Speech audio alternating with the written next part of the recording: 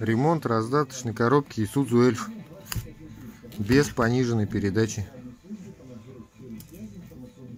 В раздатке стоит вот такая вещь. Она прокручивается сама себе внутри.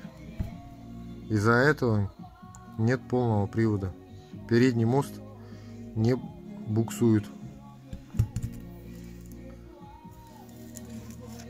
Решение проблемы: необходимо приварить эту муфту в этом месте. И также здесь должно помочь. Как сделаю, отпишусь, что получилось.